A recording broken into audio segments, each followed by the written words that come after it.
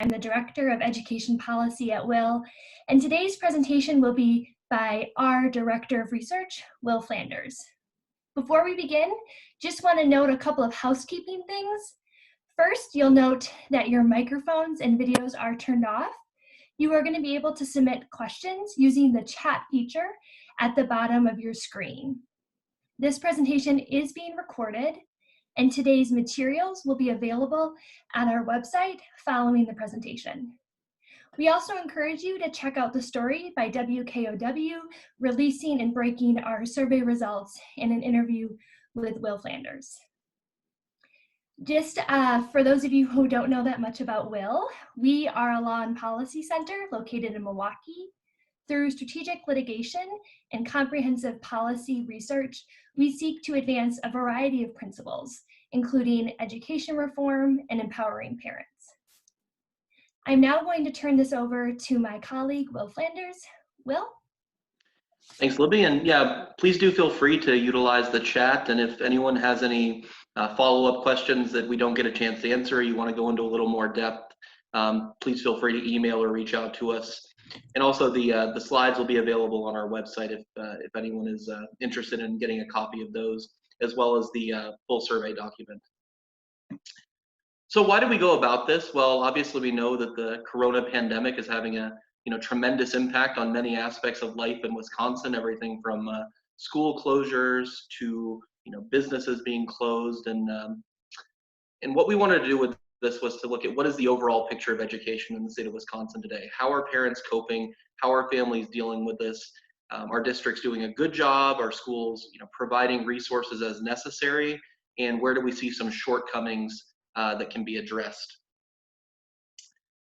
And so we conducted a 400-person survey. Actually, we ended up with about 404 Wisconsin residents, all with children between the ages of 5 and 17 years old, so all parents with children of school age. The survey was administered by Dynata, which is a nationally known survey researching firm, previously known as Survey Sampling International. Some folks may be familiar with that name. And the survey was conducted online. So they reached out to a representative sample of parents throughout the state of Wisconsin on April 25th through 27th. On the 27th, we finished collecting data. Given the number of parents in the state of Wisconsin, at least estimates of the total number of parents, that gives us a margin of error of about 4.89%. So pretty much in line with other surveys you'll see out there, though slightly larger given that our sample was 400 rather than 500 or 600. In terms of the representativeness of the sample, our sample was 87% white, about 6% African American, about 3% Hispanic, and 3% Asian, with a few folks in other categories as well. In terms of the state as a whole, when we're comparing how good our sample is, we're a little bit low on Hispanic respondents and a little bit high on Caucasian respondents, though those are relatively close. The state as a whole is about 82% Caucasian, so a little bit off, though not to any extreme measure. The most common income bracket that we had was between $50,000 and $75,000 a year. According to census data, the median income in the state of Wisconsin is at about $59,000 a year, so we seem to be hitting the mark there in terms of representativeness. We also got parents from across all grade levels and school sectors. We had about 12% of our sample being parents who educate their students in private schools, and those parents came from both ends of the income distribution. When we're talking in a social science sense, we had what we call a bimodal distribution. We had a lot of wealthier parents with kids in private schools, as well as a lot of folks at the lower end of the income spectrum making under $20,000 a year. So our supposition from that is that we are capturing students that are participating in the choice program, though we didn't have the space to get into the specifics of the choice program in depth. About 56% had students in grades K through 5, 37% in high school. So if you look at the age range of students and the number of grades in each school range, we're pretty close to what you'd expect there. And one interesting thing was at least 25% of our students had of our respondents had one student at least with an IEP. This is students who receive some sort of an accommodation in school. It's important to note that we're not saying that 25% of the students in our sample have an IEP, but merely that of our parents, at least one student in those families had an IEP. So it's probably less than that if you look at on a family by family basis. So here's the overall sample. 75% of respondents were traditional public school students, about 13% in private schools, 4% charters, about 4% in homeschool, and then you see the virtual school and a mixture of school types at the bottom. Those are parents that may have one student in a parochial school and another student who's in a traditional public school, things of that nature. It's important to note that we're seeing the real world impact of the coronavirus and the safer at home order in our results here. We asked first, have you had a job loss, had your hours cut at work, or have you been furloughed as a result of COVID-19? And we saw nearly 40% of respondents in our sample said they had experienced some sort of a job issue as a result of the virus. So this is having a real world effect, as we know from any number of metrics, unemployment, just anecdotal stories with individuals. And we do see that in our sample, that a significant portion of folks in our sample are experiencing difficulties as a result of the virus. And among those in our lowest income bracket, that was under $20,000 per year, that was the only category in which we saw a majority of respondents saying that yes, they'd had either job loss, furlough, or had their hours cut as a result of the virus. Moving on now to the first education-related questions that we asked. We were curious how students are receiving materials from their schools. And what we see is that about 67%, so the largest share of respondents, are receiving materials online. The second largest group, getting about 22% of respondents, were receiving a mixture of both online and handouts. About 6% receiving handouts only. And most concerning, down here at the bottom, are about 4% that aren't receiving materials at all. Now, it's important to note that we asked everyone this question, and there are some homeschooling parents that are in that as well. But we did find a number of districts that were commonly mentioned where materials had not been provided. We're looking into those in a little more depth. One that was common is there was a Journal Sentinel story about Milwaukee the other day. Milwaukee came up a lot in terms of folks that made that response. In the other category there at the bottom, we asked people, well, then how are you receiving materials? A lot of those folks said things like email and things as well that could potentially be reclassified into the online category. Next, we asked what sort of material is being covered in school. So we know that there's been a lot of news reports about districts taking a different approach as to whether or not they cover new material during the outbreak.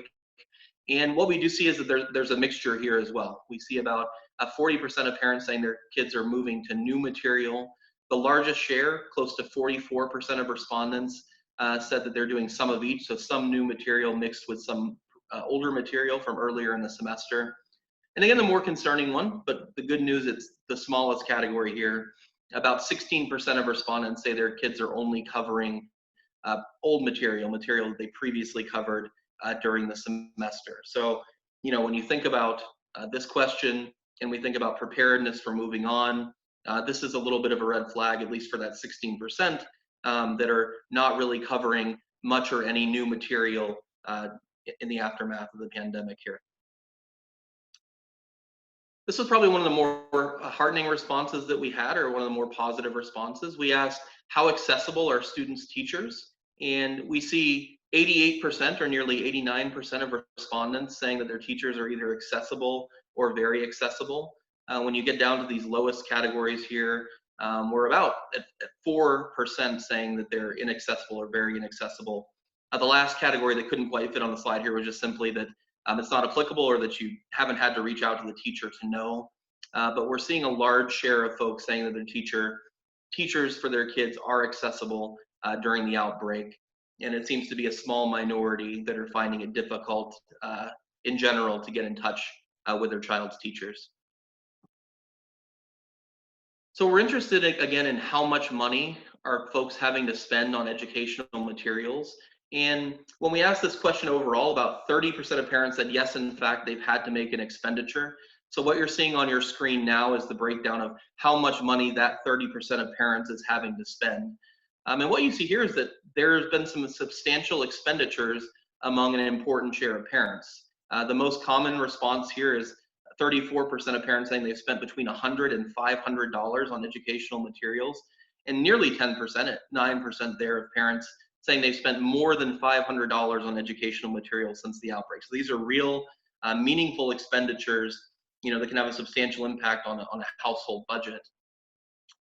So again, 30% say they've spent money at all. And the most important thing to glean here, I think, is that the highest share of folks saying they've had to spend money, getting close to 40%, were those in the lowest income bracket. So those with the least money to spend, least money available in their budgets for making educational expenditures, are the group that's most likely to have had to spend money in the outbreak.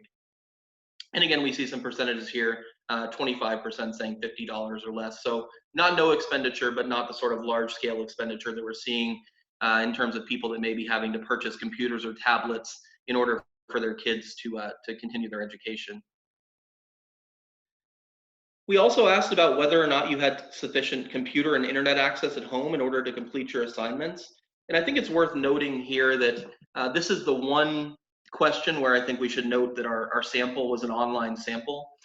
So we're getting a sample of folks that at least have some internet and computer access, either in the home or somewhat readily available, that allow their parents to complete the survey. So there's a little bit of selection bias here that I think it's important to make people aware of. That said, we found more than 90% of respondents say they have sufficient computer and internet access for schoolwork to be completed. But there is, again, a gap based on income. This is a common theme that we're seeing throughout this study. About 20% or 21% of those in the lowest income category said that they do not have sufficient computers and tablets at home for their kids to complete their schoolwork. This is much higher than what we saw in any other group. And it's also the highest for internet access. About 9% say they have insufficient internet access for their kids to complete their assignments at home. This is within the margin of error, but the highest category, or the highest percentage response that we saw in any of our income groups. So we're curious how much time families are spending on education during the outbreak, and we asked folks to sort of give the average number of hours a week that their kids are spending. The most concerning here is the 2% of respondents said their kids are spending 0 hours. Again, when we looked in depth at where those respondents were coming from, all those respondents were in Milwaukee. So all the respondents that said no hours were in Milwaukee, or they'd left it blank. We didn't want to force folks to tell us their school district, and a small percentage of folks left it blank, but the majority of those were in Milwaukee. Even getting to the higher categories up here, the most common response at 42% was 11 to 20 hours. So that's a substantial amount of work, but potentially still less than what you'd have in a traditional school environment. But the second most common response at 41%, and within that margin of error overall, is 1 to 10 hours. So when you think about, again, the amount of time that kids will be spending on education in their school, this is substantially less. 14% said they're spending 21 to 40 hours, and the parents we really should feel sympathy for are the 1% at the bottom that said their kids are spending more than 40 hours a week. Here's the breakdown by grade level. We thought that, well, maybe these are K-5 kids that are spending substantially less time. And while there is a little bit of variation here, it seems to be pretty much across the board similar percentages, though we do see a higher percentage of folks in grades 9 through 12 who say their students are spending more time, 21 to 40 hours relative to the other groups. Though we also see, again, that the highest percentage saying their kids are spending 0 hours in grades 9 through 12. Though again, note the margin of error on this is actually even larger because we're sort of subsetting the sample here. And so those are pretty much 100% within the margin of error. So we're interested in whether or not parents think their child will be prepared to move on to the next grade level next year. And this may have been one of the more surprising responses, but again, sort of in a positive way. If you add up the top 3 categories there, we are at over 70% saying that they think their student will be prepared to move on next year. The bottom 3 categories of somewhat disagree, strongly disagree, and disagree overall, we're only at about 20% of respondents. So most parents seem to think that their kids are going to be ready to move on next year, and with the most common response being about 31% saying that they agree that their child will be ready for the next grade. So even though we see some potential red flags in the number of hours that are being spent, and in some of these other areas about materials, parents are confident in their ability to get things done and get their kids ready to move on. In our final sort of overall aggregate question on education, we asked how satisfied are you sort of globally with the education that's been provided since the outbreak. And again, we see a large percentage of parents expressing a high level of satisfaction. The categories of dissatisfaction here are about 12%, with the vast majority of parents saying they are satisfied. I think one thing that's important to note with all these findings is that, we're not necessarily concerned as much just with the overall percentages as we might be in a poll of public opinion or a poll of approval of the governor or the president. These are meaningful when there are people in these lower categories. So even though we're seeing a vast majority who are satisfied, it's important to look into what are the factors that are leading to dissatisfaction. So again, about 80% of respondents are satisfied. When we looked in depth, when I did a sort of regression analysis of what factors predict satisfaction, one of the keys that came up was spending money. If you've had to spend money on educational materials since the outbreak, you were less likely to be satisfied. So that suggests, again, that the financial strain that's being put on some families through this outbreak is an important factor in how happy they are with things are going. Also, we found that those respondents whose kids attend private schools were significantly more satisfied. So it suggests that those schools, at least in some sense, might be getting the job done a little better. Though again, when you look at an 83% satisfaction rate overall, we think that there's a lot of good news across the board in terms of what schools seem to be doing here. So we asked, what do you think should be done next year? And this question was actually borrowed from some of the other polls that have been conducted nationally. We asked a few different variations on what do you think should happen next year? The most common response that people had was that students should be promoted to the next grade if distance learning objectives are completed. It's important to compare that to the 20% of respondents who said that students should be promoted even if those objectives are not completed. Another 22% said extend the school year into the summer. The least common response, and probably not a surprise to anyone, is only 2% of respondents said students should have to repeat the same grade. So not many people support holding students back across the board as a result of the outbreak here. Most people want students to move on in some context. I think it's important to note, though, that parents do want standards. The majority want to move on their students if distance learning objectives are completed, rather than overall, regardless of whether objectives are completed. So there is some support for standards remaining in place, though what those standards are is beyond the scope of this survey. So we also asked the question about whether parents would be more or less interested in participating in some online education in future years. We know we're getting our feet thrown in the fire of distance learning here and of online learning. And 29% of respondents said they would be more interested in participating in programs that expand access to additional courses. We were asking specifically here about Wisconsin's course choice program.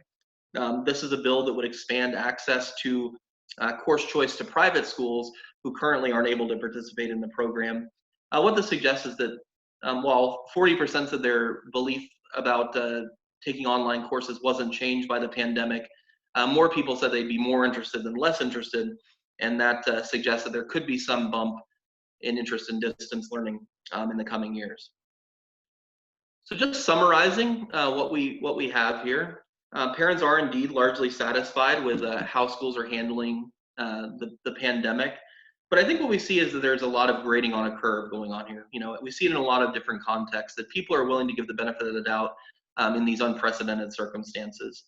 Some of the problems to flag for policymakers and school leaders and folks as we move forward, lack of new content. How will that leave students prepared as we move on to the next year?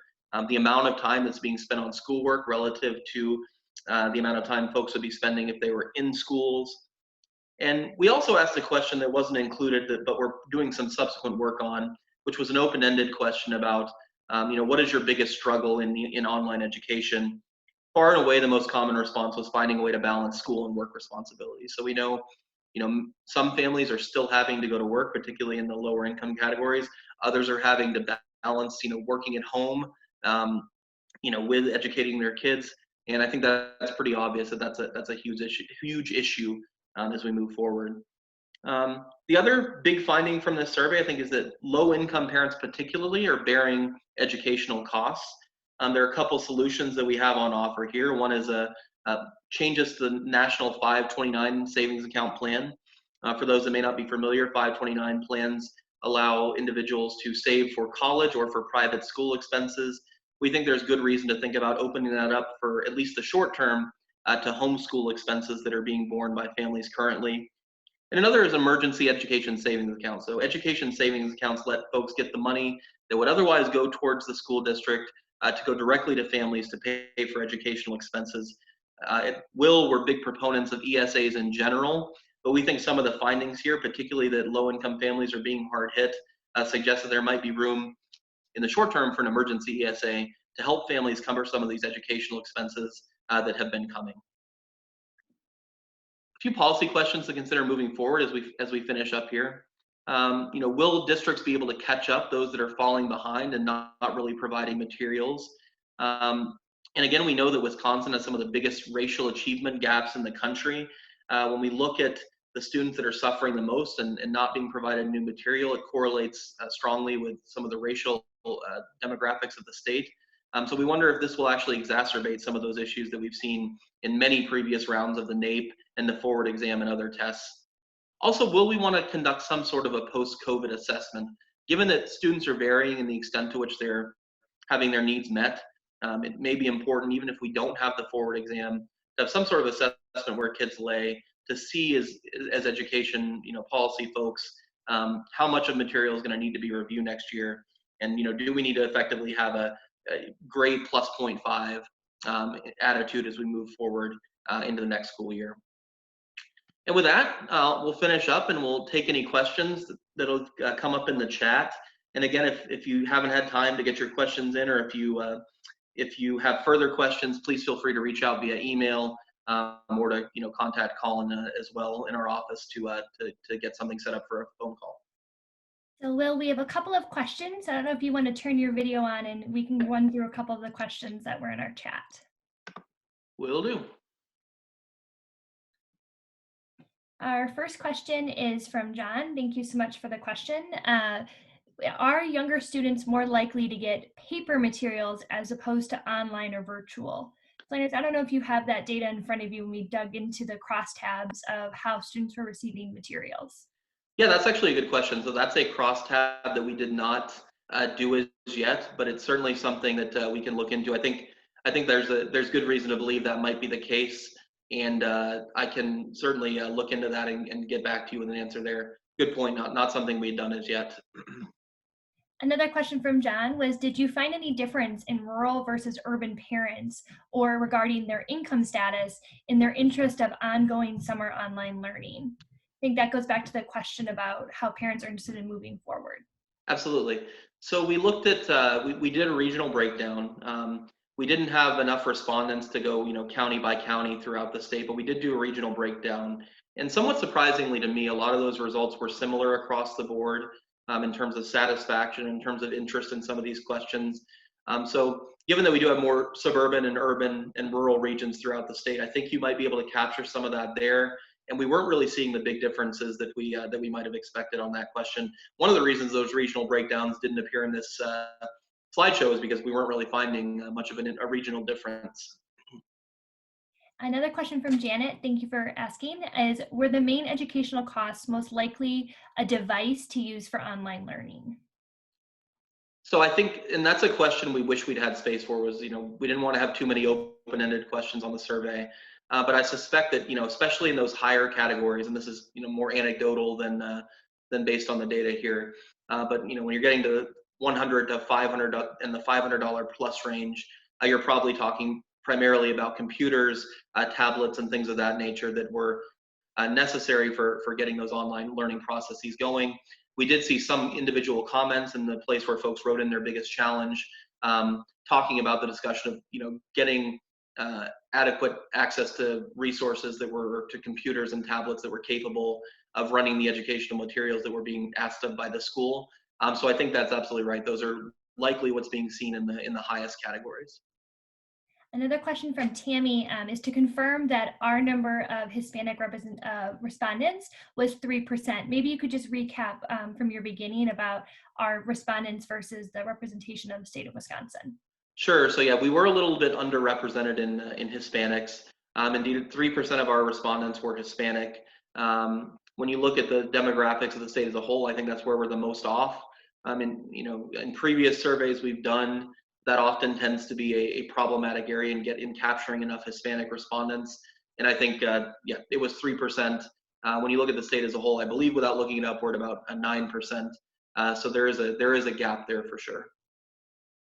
Another question from Bill is, what results or outcomes surprised you in the survey results? And what are your thoughts regarding next steps? Yeah, that's a great question. So I think that the overall satisfaction number was somewhat surprising. We're glad that folks are satisfied, but I think when you look, at the anecdotal stories that we've seen, when you've seen the media reports of folks struggling. Again, I mentioned the story in the Journal Sentinel yesterday about how Milwaukee is really struggling to get on its feet in terms of online education. I think seeing over 80% of parents that are satisfied with the way school is being conducted was somewhat of a surprise to us. Again, it suggests folks are willing to give a little more leeway, as we should, than we might during a traditional school year. But I think that was the most surprising finding. In terms of further steps, I think we want to get in depth and look at some of the individual responses that folks gave in terms of what they're struggling with. And there'll be some storytelling angles that we can think about with that. Because the individual stories are just as interesting as the overall aggregate findings here. Yeah, I'll just quick jump in and just say, I think as kind of Flanders concluded in his presentation today, I think kind of the legislative and policy questions we're going to have in the fall and moving forward as to how are we ensuring students are closing any educational gaps that are occurring because of distance learning, and then of course because of the summer slide that occurs every year. But I do think that there's going to be a lot of interesting policy questions, not just here in Wisconsin, but nationwide, that's going to really give us an opportunity to discuss how do we serve students, particularly those in low income or minority neighborhoods. Our last question today is, we have two more, is how many low income families have 529 plans? And Flanders, I can maybe jump in on this one to help. It's a really good question. We don't have that data for Wisconsin. We do know that nationally reports have found that 529 plans are not used as commonly by low-income families. And so the proposal by Congressman Stile to expand 529 plans to homeschooling, while we think it's a good policy solution, it's certainly not a silver bullet to helping all of our families. I don't know if you have anything to add, Flanders. No, I think that's exactly right. I think, we don't present any of these as a silver bullet. The reality is also that, lower middle class families may be struggling with these expenses as well, or may have things that they'd like to supplement what's going on with that they're not able to. But you're absolutely right in terms of helping the lowest need or the highest need students in the lowest income bracket. It's no silver bullet, though there are families out there that do have access to those plans in that bracket. I think we're going to conclude with these last two questions. Do you have any thoughts around parents grading on a curve or how that might change throughout the summer and the fall?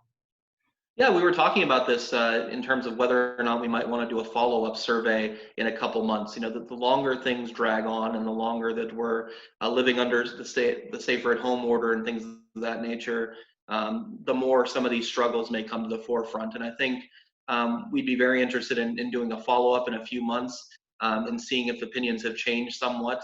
I think we tend to see over time that people's charitability on these issues becomes a little less as time goes on.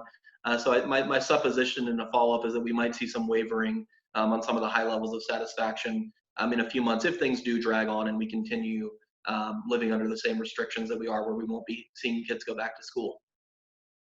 And our last question is somewhat related. Do you believe the satisfaction response would change if the question was asked next year when students have actually advanced to the next grade?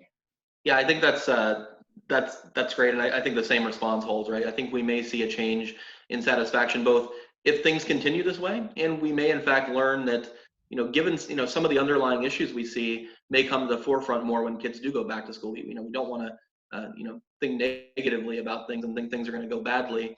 But when we're seeing, a limited amount of time spent and things of that nature, when kids are back in school and families may realize they're a little more behind than they thought they would be, some of those numbers might change in that respect as well. Well, I think we're going to wrap it up now and say thank you so much for all of you for participating. We really appreciate your time today. Just a reminder, the materials, including the slide deck shown today, is available on our website, www.will-law.org. And Flanders, I'll let you have the last word. Yeah, thank you all very much, and please do feel free to follow up if you have any further questions. Thanks for taking some time out of your day today to join us.